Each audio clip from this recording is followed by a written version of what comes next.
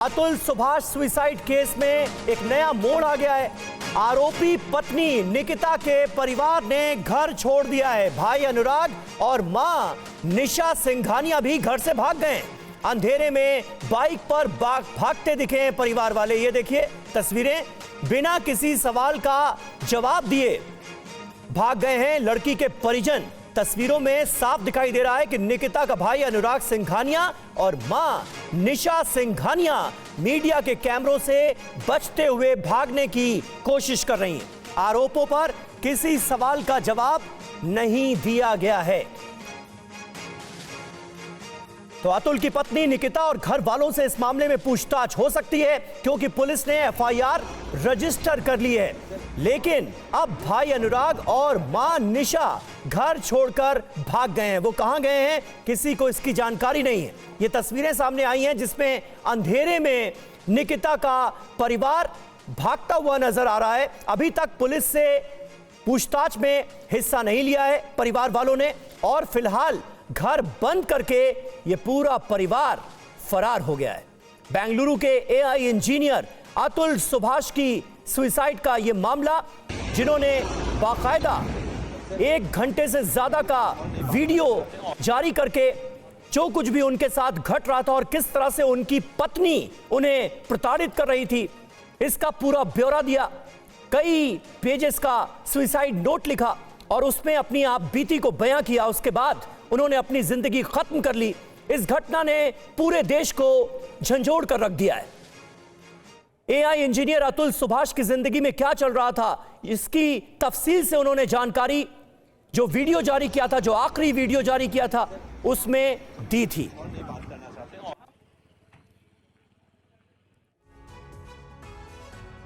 और देखिए Atul Subhash suicide case में नया मोड़ आ गया है। आरोपी पत्नी निकिता के परिवार ने घर छोड़ दिया है और इस बीच टीवी9 भारतवर्ष पर अतुल सुभाष के पिता हमारे साथ जुड़ रहे हैं, जिनसे हम बात करेंगे। अतुल सुभाष के पिताजी इस वक्त हमारे साथ मौजूद हैं। मैं आपसे जानना चाहूंगा सर, अतुल सुभाष तो हमारे बीच नहीं रहे, लेकिन उनका वो वीडियो सोशल मीडिया पर भी वायरल है और वो वीडियो जिसने भी देखा उसकी रूह कांप गई।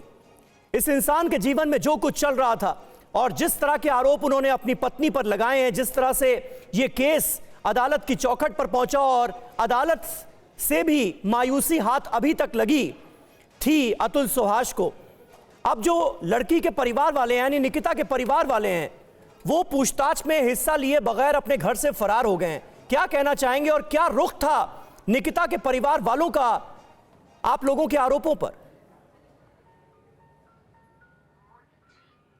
सर मैं ये कहना चाहता हूं कि आज भी हमारे ऊपर 498 की तारीख थी, 12 तारीख की। आज हमारे वकील वहाँ विजय श्रीवास्तव जी और सुशील राय जी और श्री अवधेश तिवारी, यही पूरे केस को हमारे डील किए हैं। मेरा लड़का ये तीनों सीनियर वकीलों से ही अपना केस को डील कराया है। लेकिन मैं तो देख रहा था एक न्यूज़ चैनल पर कि वहाँ के किसी वकील ने ये डिबेट में कहा है कि मैं अतुल सुभाष का वकील मेरा जूनियर था और ऐसी कोई बात ही नहीं थी कि जो 40,000 का जो है मीडिएशन में उन्होंने फिक्स किया राशि, और उसके लिए वो अपील नहीं कर सकते थे। मेरा लड़का तो अपील में गया था हाई कोर्ट, लेकिन हाई कोर्ट का वहाँ का क्या नियम है, इसको तो पहले आप कानून व्यवस्था बताए कि वहाँ का नियम है जौनपुर से इलाहाबाद की दूरी आप बस से सफ़र करोगे तो 2 घंटे की है। तो जो आदमी यदि जाता है अपील में ना, तो उसको 5 से 50,000 रुपया प्रतिदिन के हिसाब से उसको देना है। जितना कोर्ट फिक्स कर दे, 5,000 कर दे या 50,000 कर दे।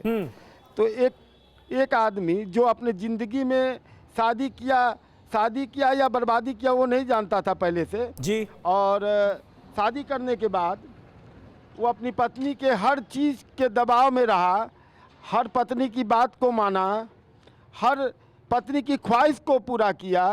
वो यदि जा रही थी ड्यूटी करने तो मेरा लड़का बेंगलोर में इतना ज़्यादा ट्रैफिक रहता है कि आपको एयरपोर्ट से 40 किलोमीटर जाने में 2.5 घंटा भी लग सकता है, 3 घंटा भी लग सकता है। यदि आपको फ्लाइट पकड़ना है तो आपको 3 घंटा का मान के चलना पड़ेगा कि 40 किलोमीटर आपकी यात्रा पूरी होगी। उस समय में मेरा लड़का 17 किलोमीटर उनको पहुंचाता था, 17 किलोमीटर लाता था। तब मेरा सीनियर साइंटिस्ट था बच्चा, डेटा साइंटिस्ट था। यानी आप ये कह रहे हैं कि अतुल ने हर तरह से निकिता का साथ दिया, पति होने का पूरा फर्ज निभाया। मैं आपसे जानना चाहूंगा कि जब शादी हुई थी उस वक्त तो रिश्ते ठीक रहे होंगे, रिश्तों में कड़वाहट कैसे घुली, कब घुली और बात यहां तक कैसे पहुंच गई?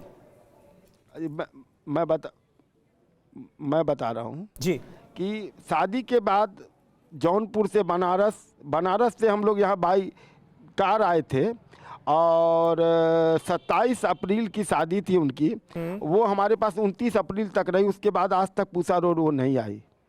मेरा बच्चा उसको कैसे झेला मुझे नहीं बताता था। मेरी उम्र 62 साल की है, मेरी पत्नी की उम्र 55 साल की है। वो सोचता था कि मैं अपने दुख को बताऊंगा तो माता पिता की खुशी मेरी ख़त्म हो जाएगी। वो दुख को झेलता रहा। फिर एक मेरा पोता हुआ तो उसको एक फिर से मैंने सब कुछ भुला करके भी अपनी खुशी को, सबसे बढ़िया जो वहाँ का मेडिकल एड है उसने अपने पत्नी को दिया है। अपने प्रेगनेंसी के बाद उसने ऐसा कोई भी उपाय नहीं छोड़ा जो मेरी पत्नी को सुख न हो। शादी के बाद भी वहाँ पर आप यदि बेंगलोर में आपके कोई पत्रकार मीडिया के हों, आप उनको वहाँ भेजिए फ्लैट पर जी। और फ्लैट पर भेज के पता कीजिए कि मेरा बेटा कभी शराब नहीं पीता था, कभी पत्नी से झगड़ा नहीं करता था, लेकिन उन्होंने ऐसा इल्ज़ाम लगाया है, ऐसी धाराएं लगाई हैं। यही तो अपने भारतवर्ष की कमी है, जहां इंसाफ मांगने आदमी जाता है 498 डोरी के केस से लड़की डरा के उससे पैसा लेती है और पैसा लेते रहना उसका एक पेशा बन गया है। कि कितना पैसा हर महीने अतुल को देना पड़ता था अपनी पत्नी को बतौर गुजारा भत्ता? पहले 20,000 रुपया तक की जो राशि फिक्स थी वो मेरे लड़के ने अकाउंट में डालना चालू किया। उसके बाद 40,000 रुपया की राशि हुई। अच्छा। और 40,000 के बाद ये कहा गया कि जितने दिन से ये केस चल रहा है उसका एरियर जोड़ के फिर 40,000 माने 80,000 रुपया महीना तुमको देना है।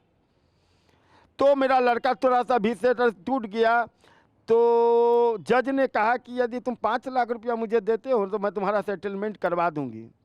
मेरा लड़का कहा कि मैं सच्चाई के रास्ते पर चल रहा हूँ, मुझे जानकारी है, मैं पढ़ा लिखा आदमी हूँ, मैं यदि रिश्वत दूंगा तो और लोगों का क्या होगा, मैं रिश्वत नहीं दूंगा। वहाँ पर वो बेंगलोर से जाता था, आप सोच के देखिए, बेंगलोर से बनारस उतरना, शाम में यदि 7 बजे पहुंचा, 8 बजे फ्लाइट पहुंची, वहाँ से जौनपुर गया तो 1.5 से 2 घंटा, बिल्कुल 10 बजे 11 बजे रात में पहुंचना। फिर सवेरे जब वो जाता था कोर्ट में तो मालूम पड़ता था आज मजिस्ट्रेट साहब नहीं आए हैं। मजिस्ट्रेटों को ये छूट है कि आप कभी भी नहीं आ सकते हैं, कोई दिक्कत नहीं है, कोई कितना दूर से भी केस चल रहा है तो कोई बात नहीं है। वो जो आदमी है वो लौट के जाएगा, पेशकार उसको दूसरी डेट देगा। यही कानून व्यवस्था। सर ये बताइए कि ये जौनपुर की फैमिली कोर्ट की तरफ से निर्देश दिए गए थे कि 40,000 रुपए नहीं, अब 80,000 रुपए महीना गुजारा भत्ता आपको देना होगा। हाँ, इसका तो पूरा लिखित प्रमाण। अच्छा एक बात बताइए, इसमें यदि कोई फेक न्यूज मैं दूंगा तो इसका तो वहाँ पूरा रिकॉर्ड है ना। बिल्कुल रिकॉर्ड है ना, उसको तो आप वहाँ से ले सकते हैं। मैं कोई भी बात बिना प्रूफ के आपको क्यों बताऊंगा। मेरा लड़के के लिए वो कहते हैं कि शराबी है, मेरे लड़के के लिए कहते थे वो मारता है। यदि एक दिन कोई मारेगा, 2 दिन मारेगा, 10 दिन मारेगा तो अगल बगल वाले फ्लैट वाले कुछ तो जानकारी रखेंगे। वहाँ का जो गार्ड है। अच्छा, पति पत्नी के बीच संबंध इतने ज्यादा खराब हो गए हैं, ये आपको कब पता चला? जब डिवोर्स केस फाइल हुआ?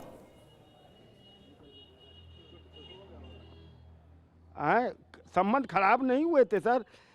वो तो क्या है ना, कोरोना के समय में मेरी वाइफ को डायबिटीज है तो मेरा लड़का घबरा गया था। 2021 में आप पता कीजिएगा जी कि कोरोना का किस तरीके का बेंगलोर में मन फ्लो था जी। इतना बड़ा फ्लो था बेंगलोर में कि पूरी लाश बिछी हुई थी और कोई देखने वाला नहीं था। हॉस्पिटल में भी कोई आदमी किसी को लेके जाने के लिए तैयार नहीं था। उस पीरियड में मेरी बहू को कोरोना हो गया तो मेरी वाइफ को न बुला के वो अपनी सास को बुला लिया। बस गलती वहीं से है। फिर क्या हुआ? गलती वहीं से है। और सास को बुलाने के बाद पहले से वो 17 या 18 लाख रुपया हमारे बच्चे से ली हुई थी मकान मैंने लेने के सिलसिले में। तो मेरे बेटे से फिर उन्होंने 20 लाख की डिमांड की थी कि 20 लाख रुपया मुझे और चाहिए, आपका जो बैंक इंटरेस्ट होगा दे दूंगा। तब मेरा लड़का कहा कि 17-18 लाख रुपया भी जो मैं दिया हूँ तो मैं अपने पिताजी और माताजी से बिना कहे दिया हूँ। अब जो 20 लाख की डिमांड आप कर रही हैं कि मैं दे दूंगी, कर्जा दीजिए, तो मैं कर्जा भी आपको नहीं दे सकता हूँ। बस वो बात उसका कहना, उसके बाद से उसका जो रोल वहाँ पर हुआ वो एकदम असहनीय था। मैंने इस बात की भी जानकारी मुझे नहीं थी, तो बाद में मुझे मालूम पड़ा जब ये केस मुकदमा हुआ तब। उसके बाद वो क्या हुआ कि अपनी बच्ची को लेकर के कही कि यहाँ करुणा का ज़्यादा फ्लो है, मैं इसको जौनपुर ले जाती हूँ। जी जी। जौनपुर लेके जब गई है उसके बाद से उन्होंने अपना क्या प्लान रचाया नहीं रचाया, कहा कि तुम पैसा नहीं दोगे। मेरा लड़का उसके पहले कहा कि वीडियो कॉलिंग करके हमको अपने लड़के से बात करा। 2-4 दिन उसने वीडियो कॉलिंग की। उसके बाद हमारा लड़का किसी तरीके से कहा कि भाई हमारे पापा को जानकारी हो गई है, आप मेरा पैसा एक बार लौटा दो, फिर ज़रूरत होगी तो मैं दूंगा। उसने ऑनलाइन पैसा वापस भी ले लिया। मैं इस बात को स्वीकार कर रहा हूँ, जो पैसा दिया था उसने वापस भी ले लिया। अच्छा। उसका वापस लेना, उसके बाद से ये कोर्ट में जा कर के केस किए हैं और केस करने के बाद तरह तरह के केस लादना और प्रताड़ना देना, बेटे को ये एक बड़ी बात आप कह रहे हैं सर, ये एक बड़ी बात कह रहे हैं आप कि 20 लाख रुपए की डिमांड निकिता के परिवार वालों की तरफ से, निकिता की मां की तरफ से की जाती है। उसके बाद उसे लेकर बहस होती है और जो पैसे अतुल ने पहले ही अपने ससुराल वालों को दिए थे वो वापस ले लिए, जिसके चलते संबंधों में खटास और ज्यादा बढ़ती है और उसके बाद फिर ये मुकदमेबाजी का सिलसिला शुरू हो जाता है। ठीक है, आप यदि उसके माने उसका मोबाइल लैपटॉप सब पुलिस के पास है, ठीक है, उसको आप चेक करोगे कभी जाके तो आपको उसका पूरा डेट मिलेगा, कब वो केस की है और उसके कितने दिन पहले उसने पैसा लिया है। पूरा मामला ये पैसे का, उसने शादी ही इसीलिए की थी कि हमको ये पैसे वाला एक मुर्गा मिल गया है, इसे जीवन भर हमको पैसा ऐंठना। सर ये बात अतुल सुभाष ने कोर्ट में अपने लॉयर के जरिए सामने तो रखी होगी, बताया तो होगा, तो अदालत में क्या सुनवाई हुई इन आरोपों को? हाँ रखिए। अरे अदालत ने तो कहा कि ये जो है सो नहीं, अदालत में उसने कहा कि बे तुमसे जो है तो 3 करोड़ दे दो, मैं तुम्हारा 1 करोड़ की डिमांड थी, फिर 3 करोड़ मांगी। तो मेरा बेटा कहा कि 3 करोड़ देने वाला आदमी जो देगा ना वो तो आदमी आत्महत्या कर लेगा। तो कहा तुम अभी तक आत्महत्या नहीं किए। तो मेरा बेटा कहा कि यदि आत्महत्या हम कर लेते तो फिर आप लोग का ही खर्चा पानी बंद हो जाता ना। तब कहती है कि तुम नहीं करो दोगे तो तुम्हारा बाप देगा, तुम्हारा बाप नहीं देगा तुम्हारा परिवार देगा, मैं तो इससे वसूलते रहूंगी। ये यदि मोटिव किसी का हो जाए, अपनी कानून व्यवस्था की जो धाराएं हैं उस धारा का लाभ उठा करके कोई इस तरीके का करे। आज मेरा बेटा फांसी पर नहीं चढ़ा है तो शहीद हो गया है। आज आप इतना मीडिया पर जो देख रहे हैं, भारत में देख रहे हैं, अमेरिका का राष्ट्रपति फ़ोन किया है मेरे लड़के को। कोई राष्ट्रपति के पास फुर्सत है फ़ोन करने की, वहाँ का मीडिया वाला फ़ोन किया है अमेरिका का। तो ये नहीं अतुल सुभाष जी, ये बात आपने जो कही ये क्या निकिता ने कही? ये निकिता ने अतुल से बात कही कि फिर क्यों नहीं खुदकुशी कर लेते? निकिता की और निकिता की मां दोनों ने कहा है। हाँ, ये तो निकिता और निकिता की मां दोनों ने कहा कि क्यों नहीं खुदकुशी कर लेते? अच्छा एक हाँ, कहा कि अभी तक तुम जिंदा कैसे हो, तो सुसाइड अभी तक नहीं किए। ये क्या एक धमकी भरा माने आत्महत्या करने का आपको सूचक नहीं दिखता है? यदि आदमी किसी आदमी को, जो परेशान आदमी, उसको बार बार ये कहा जाए कि तुम अभी तक जिंदे कैसे हो, तुमने आत्महत्या क्यों नहीं की, क्या एक इंडिकेशन? लेकिन ये सारी बातें अतुल सुभाष ने आपके साथ तो शेयर की होगी। जब मुकदमा शुरू हो गया और कोर्ट में तारीख पर तारीख पड़ने लगी तो वो जो दर्द था वो आपके साथ तो शेयर किया होगा। ये खुदकुशी की नौबत कैसे आ गई?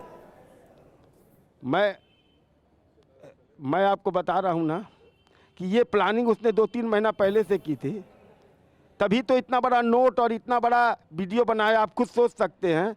और वो हमको कभी भी किसी भी तरीके से, हेलो जी जी बोलिए। किसी भी तरीके से वो हमें परेशान करना नहीं चाहता था, इसलिए कभी शेयर नहीं करता था। मतलब अतुल अपने ठीक है सर, आखिरी दिनों में धन्यवाद। किस कदर परेशान चल रहे थे ये आपको नहीं बताया, वरना शायद आप समझा लेते उनको। मैं समझा सकता था, लेकिन वो कभी मुझे बताया ही नहीं। इस बात का अफसोस रहेगा क्या आपको? अफसोस क्या रहेगा, हमको तो जीवन भर का घाव है मेरे समाज को, लेकिन एक संदेश छोड़ गया है। भगत सिंह ने जैसे अब संदेश छोड़ा था ना राष्ट्र के लिए, मेरा बेटा भी संदेश छोड़ा है कि यहाँ की जो गलत धाराएं हैं उसको उसमें सुधार किया जाए, जिससे और आदमी ऐसा नहीं कर पाए। इतना बड़ा इंजीनियर के पोस्ट पर रहने वाले लड़के को किसी चीज़ की कोई कमी नहीं थी, लेकिन वो त्रस्त हो करके हार के इस संविधान से गुहार करके भी हार करके उसने ऐसा कदम उठाया है। नमस्कार। बहुत बहुत शुक्रिया, बहुत बहुत शुक्रिया। और हमें आपके दुख का अंदाजा है, उस दुख की भरपाई कोई नहीं कर सकता, लेकिन जो इश्यू रेज किया है अतुल सुभाष ने अपने जाने के बाद वो जरूर जिंदा है और इस इशू को आज गंभीरता से लिया जा रहा है और पूरे देश के सामने ये एक बड़ा सवाल निश्चित तौर पर है कि जिस तरह से अदालतों में महिलाओं की सुनवाई होती है, क्या उस तरह से पुरुषों की शिकायतों को कोई गंभीरता से नहीं लेता क्या? ये सवाल खुद अतुल सुभाष की तरफ से खड़ा किया गया है। उन्होंने कहा कि ऐसा लगता है उन्हें कि इस देश में किसी की जान की कोई कीमत नहीं है। इस सवाल का जवाब हमें ढूंढने की जरूर कोशिश करनी चाहिए।